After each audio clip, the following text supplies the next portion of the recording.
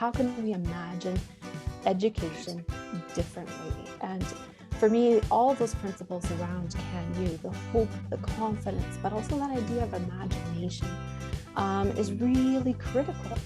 Welcome to episode 4 of CanU Imagine. On today's episode, Roger and I will be discussing the incredible relationship between CanU Canada and the Faculty of Education at the U of M. Joining us is Dr. Michelle Honeyford to describe this incredible partnership. Welcome back to CanU Imagine, a podcast dedicated to sharing the stories of hope, confidence, and action in Winnipeg youth. As always, I'm joined by Roger Berrington, founder and executive director of CanU Canada. How are you doing, Roger? Oh, Daniel, I'm doing fantastic. I'm so excited for this episode. Michelle Honeyford's joining us. I can't wait to do some reminiscing of all those great BEd programs that we got going. You bring up this concept of the BEd program and Dr. Michelle Honeyford, and I'm wondering if we can get a little bit more details on that. What is the BEd program? Yeah, so Daniel, I got to tell you the story. When we started CanU 10 years ago, we're celebrating our 10th birthday this year. And it started largely because of the Faculty of Education and its generosity. Reetik Kumar, who's a CanU board member, is the manager at the faculty and runs all the administrative and human resource parts of that faculty. And the dean at the time, David Manzik, was just an incredibly generous and kind and forward-thinking dean, understanding the value to his faculty and his students as well as to CanU. So very community-minded. So we started, and you can imagine, listeners, for a second, that in any given CanU night, Tuesday, Wednesday, Thursdays, typically we have 125 to over 200 kids descend on a university campus for that evening, and they arrive in 3 or 4 busloads, and they come to a central place where they divide up into their teams, meet their mentors, get ready to go off on their learning experiences. And we needed the right kind of facility with the right kind of room to make that happen. And the Faculty of Education at the University of Manitoba has the perfect room 200. And so that was game changing for us to have a facility and to have a faculty that was so supportive and could understand our vision. In fact, when you walk into the faculty, there's a big television screens up on the wall, and they have images of CanU and its programs that kind of float through there and highlight some of the CanU programs. It's just an incredible partnership. It has been since day one. When Dr. Honeyford came to the University of Manitoba early on, she was a part of that faculty, still is, and she became, deepened that partnership with us. And the benefit to those students who are teacher candidates is immense. So we're deeply grateful to the leadership of that faculty and all of the ways in which they support what we do, including storage space, office space, and classroom space. It's amazing. Absolutely. Every time I talk to a BEd student that was previously a mentor, I ask, well, why did you want to get into education? And the answer is always, I showed up to do my mentoring duties with CanU and discovered that I love education. I love teaching kids. I love inspiring kids. And that's why I became a teacher. So there's this real symbiotic relationship with mentors, the Faculty of Education, and CanU as a whole. Daniel, that's such a great point. And we have had, as you say, a number of our mentors who have discovered their calling in life, to become a teacher through their role as a volunteer with CanU. I have to also give an amazing shout out to the custodial staff at the Faculty of Education. They are so kind to us. You can imagine 200 kids sweeping in, 3 times a week, and those custodians are just so supportive, and they understand that they're a part of something great, and by helping us, they get it. They get that that's part of their contribution to something much bigger than themselves. And we are so deeply grateful for them. Absolutely. So you were talking a little bit about Dr. Honeyford's work with CanU, as well as the Faculty of Education's partnership. And it's so important to have champions like Dr. Honeyford in the faculty advocating for CanU, but also bringing CanU to another level. Can you give us a little bit more information about Dr. Honeyford and what she's going to be talking with us about?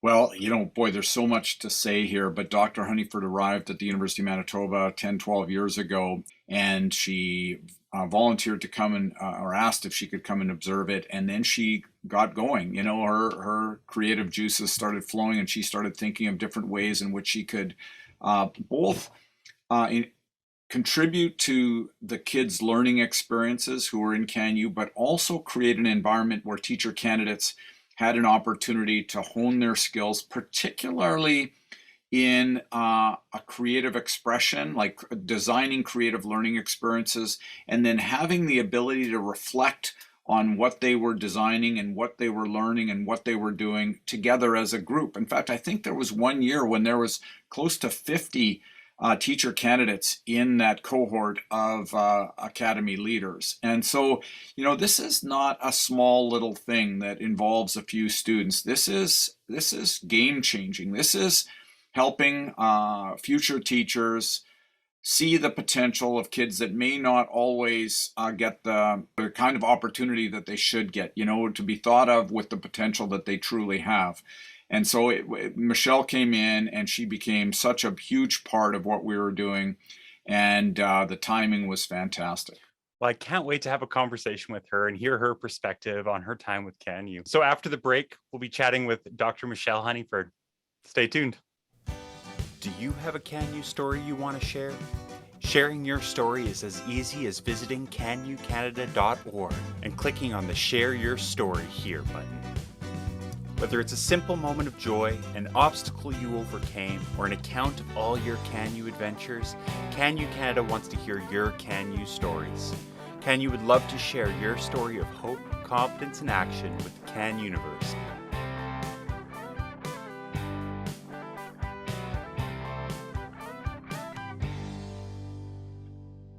Welcome back to CanU Imagine. Roger and I are joined by Dr. Michelle Honeyford. How are you doing, Michelle? Great. Thank you so much, Daniel. It's great to see you and to see you, Roger, as well. Thanks for having me. Well, thank you so much for joining us. Roger and I chatted a little bit about your involvement with CanU and the Faculty of Education prior to having you on, but I'm interested to hear your perspective. Tell me a little bit about your role at the University of Manitoba and how you came to be in that role. Sure. Thanks, Daniel. I was for a long time a middle school, high school teacher, and very passionate about teaching. Loved teaching. Knew it was sort of my calling and where I might find myself for years, very, very early on. And when I think about CanU, I think about teaching. I think about those connections that we make with kids. And they happen in our classrooms, but they also happen outside the classroom. And for me, when I think about, my teaching days, I think about all the ways that I connected with kids through clubs, through organizations, extracurricular activities. And I just think about how I would see kids' leadership and confidence and creativity, their problem solving, they just rise to the occasion in those environments, and just what a honor and what fun it was to engage with kids in those ways. So I love teaching. And now, as I explain to CanU kids, when I get an opportunity to introduce myself, I feel like I just have the best job. I get to teach, I get to research, I get to learn with and from other educators who care deeply and are passionate about kids and the communities where they teach. They're advocates for social justice. They're working on truth and reconciliation, changing our educational systems in the ways that they need to be changed. Your comment about helping teachers, I'm really curious about this, and I want us to explore it a little bit, is how do you see teacher candidates learning how to incorporate different what I would say would be foundational human capacities, right? Problem solving, creative thinking, collaboration.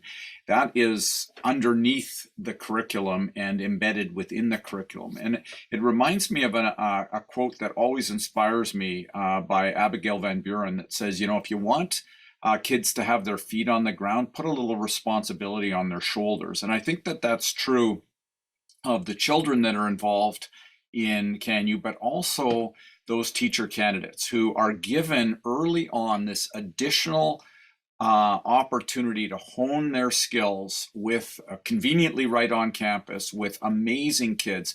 Whenever I visit those academies, and we'll talk a little bit about them, how the joy and the passion that your students put into things, it's just incredible. So I can imagine you being their mentor, you were a great teacher yourself, and it would have been fun to have seen you in the classroom. Thanks, Roger. And it's absolutely true. And it was actually through an extensive literature review that I conducted with one of the BEd students, Phil Cook. And Phil was a student in my senior year's English Language Arts Methods course.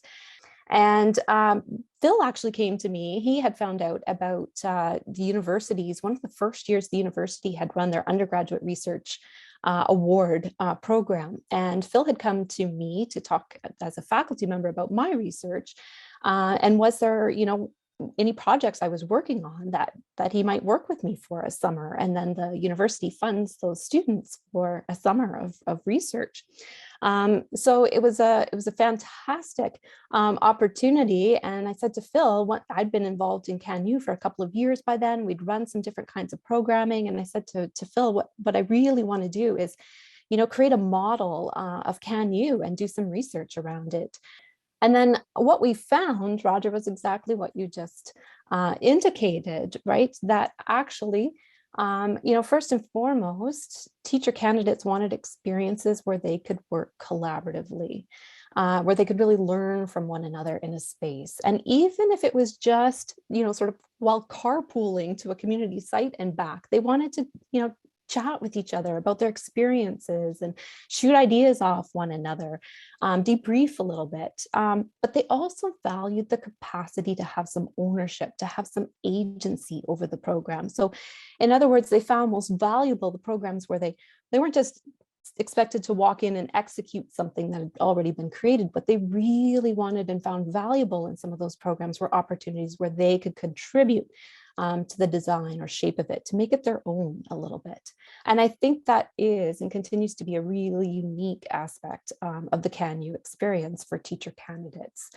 Really, the sky's the limit. It's their imaginations, what they're passionate about, how they can see bringing together some of their passions and interests and creating something that is really unique, fun, and challenging for kids. Michelle, there's so many principles embedded in this that are true not only for the BEd students, but also for the kids. And I think of RBC did a groundbreaking study a number of years ago, and they published a report afterwards called Humans Wanted, which was kind of a future look at work and what were the foundational skills for people down the road who wanted to be successful and employable. And they highlighted some of the very things that you brought forward. People need to know how to collaborate. They need to know how to think critically. They need to know how to be creative, how to think outside the box.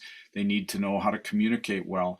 And so those are four fundamental things that I see present in everything that you and your students are doing. And Daniel, it's going to be amazing to talk a little bit about some of the incredible academies that were designed by these students. But I want to say two of the outcomes of that I see on both sides, again, the kids side and the student side, is a sense of community, a diverse community where people are coming together. You talk about across streams. Well, we also talk about cultural diversity. The teams are so diverse and they learn from one another. And it's a safe environment where they can share their ideas, they can experiment, they can even fail. But that's the whole point of what they do. And secondly is confidence. I love what I see happen in those teacher candidates as they have these opportunities to try different things. Again, I just have to say this: critical thinking, collaboration, communication, and creativity, all leading to a sense of community and confidence down the road. What a tremendous formula for success. Absolutely. And in my experience, chatting with some of the previous BEd students and current teachers, when reflecting on their time with the BEd Academies, the same answers always emerged. It gave the opportunity for collaboration. Like that's such an important concept in the BEd Academies, is working together to find something that works and being able to cut your teeth with all of these new techniques you've learned from school and get excited about it and get the kids excited about it. And it's such fantastic, fantastic program, especially, and I'd like to go into some of the examples of the academies that are happening right now, or that have happened over the past couple of years, because there's some mainstays, and then there's some creative new ones that pop up every year. Michelle, what are some of the academies that that really stick out to you as being really interesting, or ones that kids really resonate with? Well, the quick answer to that is all of them. And I really do kind of want to give a little shout out, because I think over the years, and this goes back to 2013, when we designed the Academy program in our CanU Education partnership. So like over the years, we started in that first year, 2013, with just an amazing 5 offerings.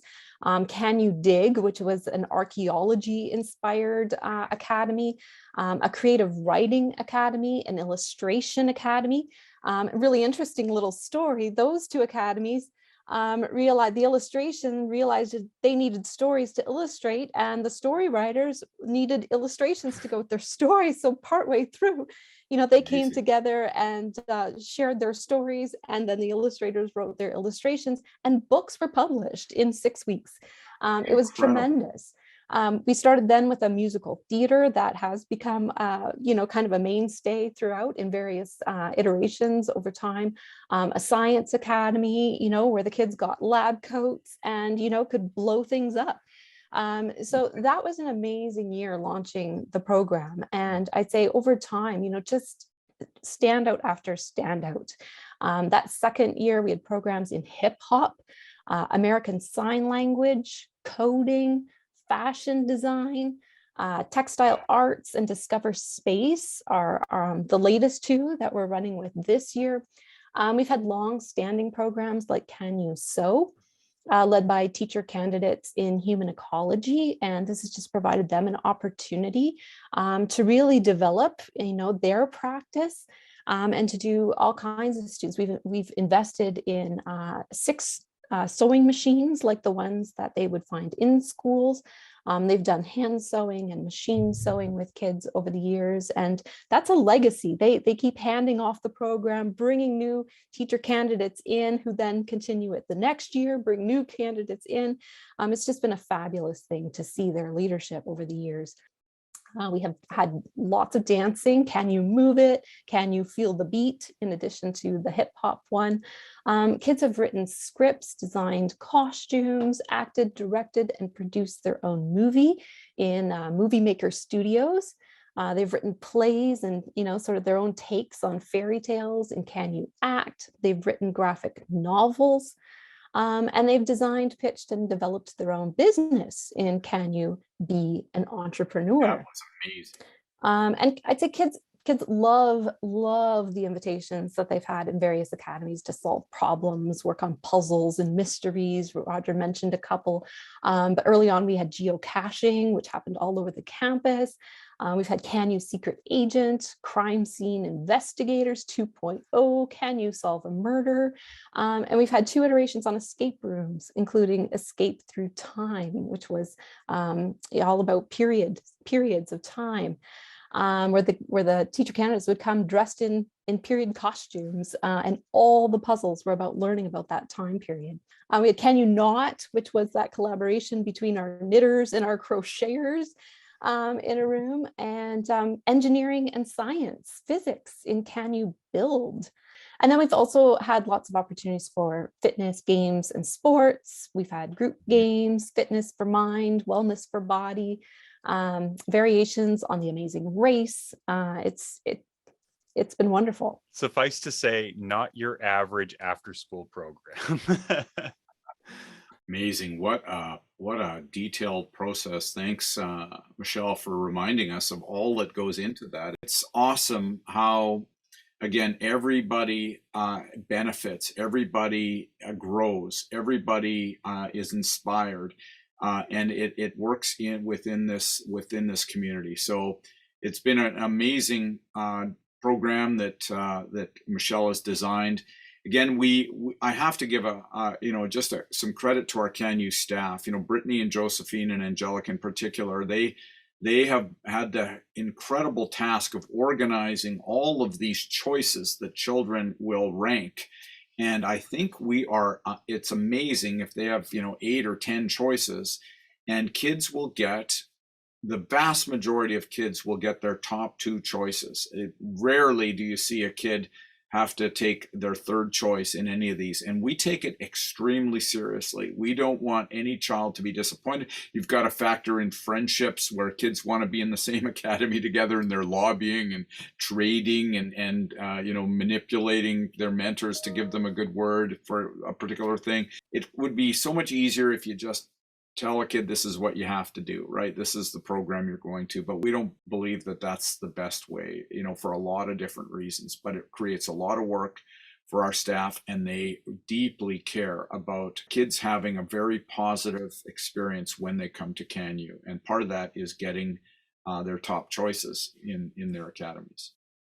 Just to give a brief example of that, in the Movie Maker Studio Academy, which was led by 6 teacher candidates who proposed that in their 6 weeks, they'd produce a student-written, student-directed, student-performed, student-edited movie, and do so with just a couple of iPads, a homemade green screen, right, and free software. And that first evening, they again came to the planning party. They got really excited. They're planning their first night with lots of games, developing their expectations for what it would mean to work together as, on the set with the kids, and how they were going to go about giving the students choices and options, right? The kids were going to decide everything, what kind of movie it would be, who was going to play all the roles, how they would be, creating this and then doing the work of it. So that first night comes around, and one of the students, I'll just call him Terrence, makes it very clear that this is not where he wants to be. Yes, he had chosen this one, but now he changed his mind and wanted to be with a friend in another academy. And that, he was going to make sure that switch happened after the first night. And the teacher candidates, right, just sort of despite that resistance, said, well, Terrence, you're here now, and you're going to be, because they're not going to make any switches until after the evening. So, join us, just have some fun, and then we can have that conversation with you. And so, they played some games. Terrence kind of sat on the edge, but he moved closer. And as they were asking for, ideas around, we're going to play this game, but you need to give us the characters, you need to give us the setting, you need to give us the plot, right? And Terrence's hand went up and went up again. They were using his ideas. Terrence was coming up with all kinds of great ideas. They played out really well. And Terrence was still reminding them that, I'm not going to be here next week, kind of a thing. But by the time they got to the point where they were saying, hey, who would like to be what in this movie making studio? Terrence raised his hand and said, I want to write the script. And the teacher candidates who must have been thinking like, this kid is a bit of a flight risk, said, yeah, Terrence, we think we do an amazing job at writing the script. We've seen the ideas that you've been coming up with, and we think you would be a great script writer. Another student, Kalik, says, I'd like to do it too. And we've got 2 script writers for CanU Movie Makers. And then Terrence negotiated that he thought whoever wrote the script should also direct the movie, because they would be the ones who know the story best. And they said, absolutely, Terrence, you can write the script, you can direct the movie.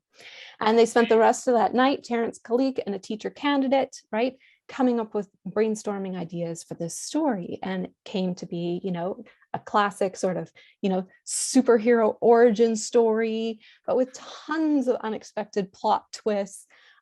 Just a fantastic, good versus evil, save the world, movie that they created in those 6 weeks. An incredible story of just the development of confidence through these programs, and really seeing potential, seeing possibility, and really leveraging it and seeing it flourish. That's incredible. Here's another one of these foundational skills where those teacher candidates had to negotiate and resolve a conflict or be able to, have the social intelligence and the emotional intelligence to deal with an unhappy child.